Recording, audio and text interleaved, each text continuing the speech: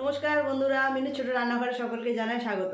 সকালবেলায় চলে এলাম রান্নাঘরে। আজ একদম টাটকা টাটকা মাছ দিয়ে একটা দারুণ স্বাদের রেসিপি বানিয়ে আপনাদের দেখাবো। শীতকালেরই সবজি দিয়ে ঝোল বানাবো। অপূর্ব সুন্দর দেখতে হবে, খেতেও হবে খুব সুন্দর।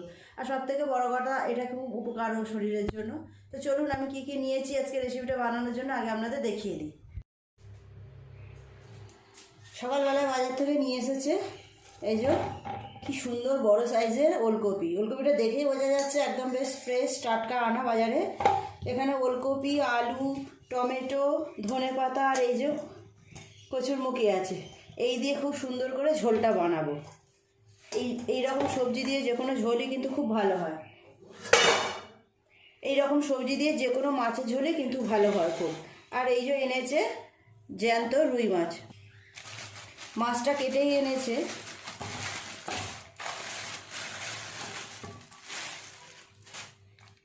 এই দেখুন এতগুলো রুই মাছ।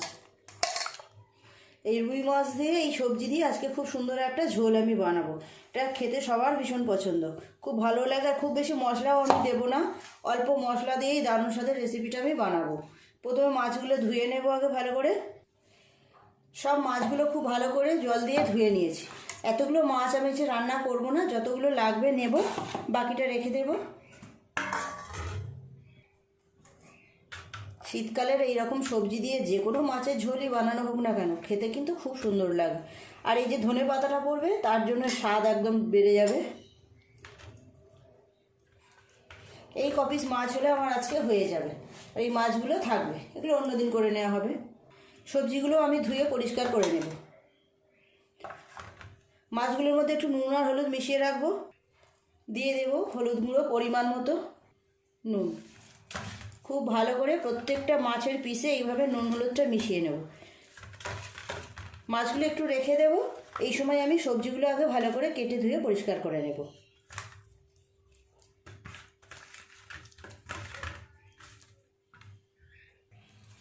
সমস্ত সবজি কেটে ধুয়ে পরিষ্কার করে নিয়েছি। কচুরমুখীগুলো এইরকম বড় বড় করে টুকরো করে দিয়েছি।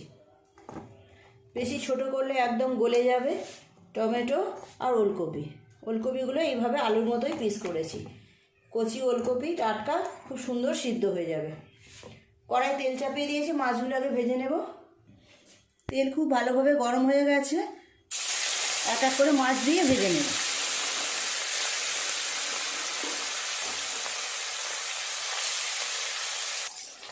মাছগুলো উল্টে দেব। এই পাশটা খুব ভালোভাবে ভাজা হয়ে গেছে।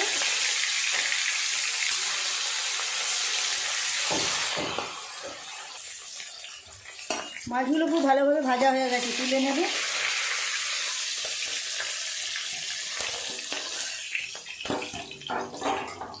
আর যে কপিস আছে একবারই ভেজে নেব।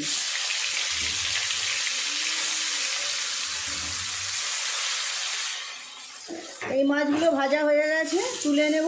নিয়ে একই তেলে সবজিগুলো খুব ভালো করে ভেজে নেব।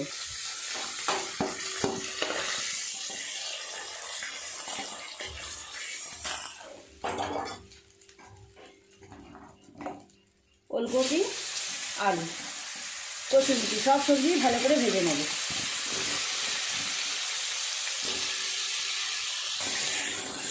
খুব ভালো করে সমস্ত সবজি ভেজে নিয়েছি লাল লাল করে। দিয়ে দেবো কেটে রাখা টমেটো। আপনারা যারা কোনোদিনও এইভাবে ওলকপি দিয়ে মাছের ঝোল রান্না করেননি, একবার করে দেখবেন, বেশ সুন্দর খেতে লাগে। এর উপরে এক এক করে সমস্ত মশলা দিয়ে দেবো। হলুদ গুঁড়ো, লঙ্কা গুঁড়ো 1 চামচের একটু কম, জিরে আর ধনের গুঁড়ো 1 চামচ দেবো, স্বাদ মতো নুন, অল্প একটু জল দিয়ে দেবো। দিয়ে খুব ভালো করে সমস্ত মশলা সবজিগুলো কষিয়ে নেব।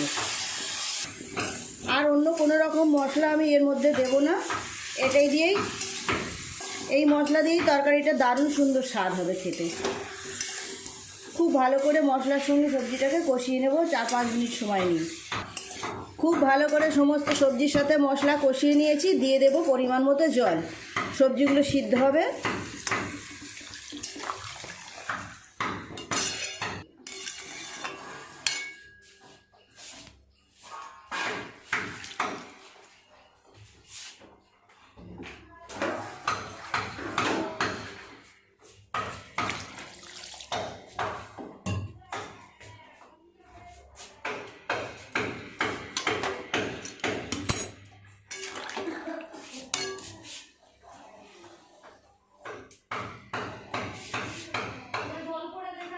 মিনিট 10 এইভাবে একটু ঢাকা দিয়ে রাখবো, তাহলে সবজিগুলো খুব ভালোভাবে সিদ্ধ হয়ে যাবে।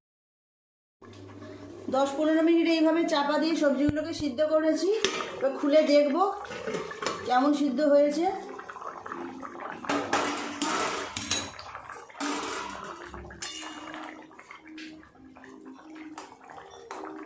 সমস্ত সবজি খুব ভালোভাবে সিদ্ধ হয়ে গেছে।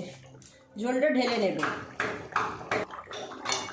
ভাজা মাছের উপরেই ঢেলে দেব।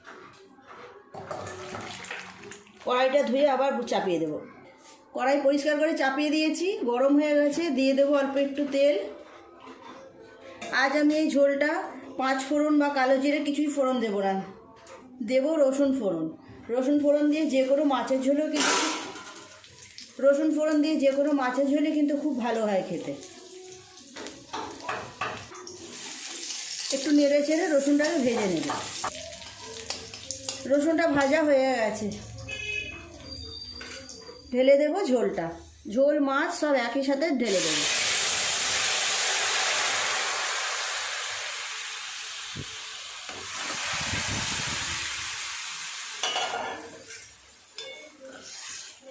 রসুন ফোড়ন দিয়ে মাছের ঝোল খেতে কিন্তু খুব ভালো লাগে।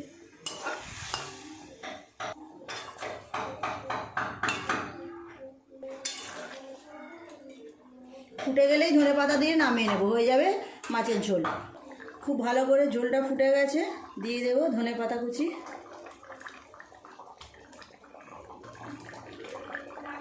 ঝোলটা খুব ভালোভাবে আরও 4-5 মিনিট ফুটিয়ে নিয়েছি, নামিয়ে নেব। হয়ে গেছে জ্যান্ত টাটকা মাছের ঝোল। নামিয়ে নেব ঝোলটা।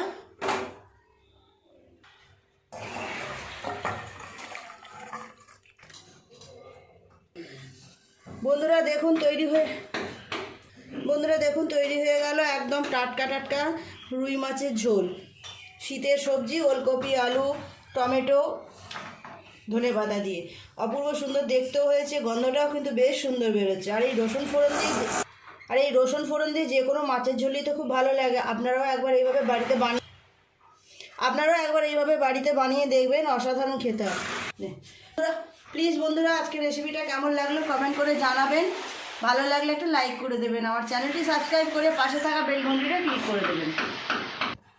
তাহলে যখনই আমি এরকম নতুন কোনো ভিডিও আপলোড করব সবার আগে আপনার নোটিফিকেশনে পৌঁছে যাবে। সবাই খুব ভালো থাকবেন, দেখা হচ্ছে পরের দিন নতুন কোনো রেসিপির সাথে। নমস্কার।